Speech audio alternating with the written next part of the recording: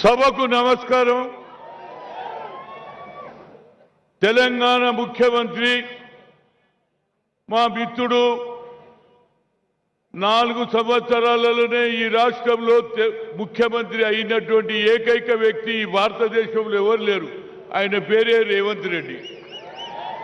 అదేవిధంగా మన తెలంగాణ ముఖ్యమంత్రి పొన్నం ప్రభాకర్ ఇన్ఛార్జ్, అదేవిధంగా జూపల్లి కృష్ణారావు గారు, అదేవిధంగా మా చెల్లె మేయర్ విజయలక్ష్మి గారు, అదేవిధంగా అనిల్ కుమార్ యాదవ్ గారు, అదేవిధంగా మా అక్క సీతక్క, అదేవిధంగా వీవులక్క, వీరందరూ వచ్చారు. వేదిక పైన కార్పొరేటర్స్, అదేవిధంగా సీనియర్ నాయకులు అందరూ ఉన్నారు. అందరికీ నా హృదయపూర్వక ధన్యవాదాలు.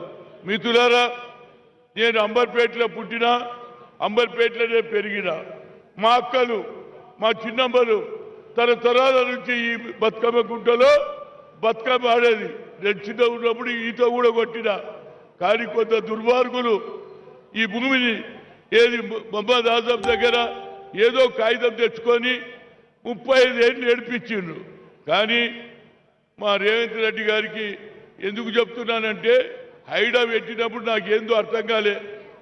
కానీ ఆయన సెలెక్షన్ ఆఫ్ ది క్యాండిడేట్ అంటే ఎంత మంచి వ్యక్తిని పెట్టిండంటే, రంగనాథ్కు ఈ హైడా ఇచ్చినప్పుడు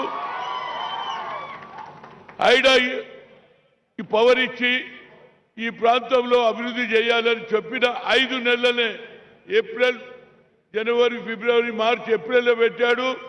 5 నెలలనే పూర్తి చేశాడు. అంటే అటు జ్యుడిషియరీతో ఏది లాయర్లతో మాట్లాడడం, దాంతో పాటు ఇక్కడ పని కూడా మొదలు పెట్టడం. ఆఖరుకు మొన్న ఏది ముఖ్యమంత్రి గారు వస్తున్నారు, దీనికని మేము ఒక ఏది పరిచయ తీసి ప్రజలకు వంచుతుంటే దాన్ని కూడా కేసేసిండు. అదేవిధంగా మా మిత్రుడు, నేను మర్చిపోయిన కాలేరు వెంకటేష్ గారు శాసనసభ్యుడు. అంటే నా ఉద్దేశంలో ఎంత పని చేసిండంటే, దానికి ఇవాళ అపోజిషన్ నాయకులు ఒకటే పని పెట్టుకున్నారు. హైడ్రా అంటే ఇల్లు కూడా కొడతారు, హైడ్రా అంటే ఇల్లు కూడా.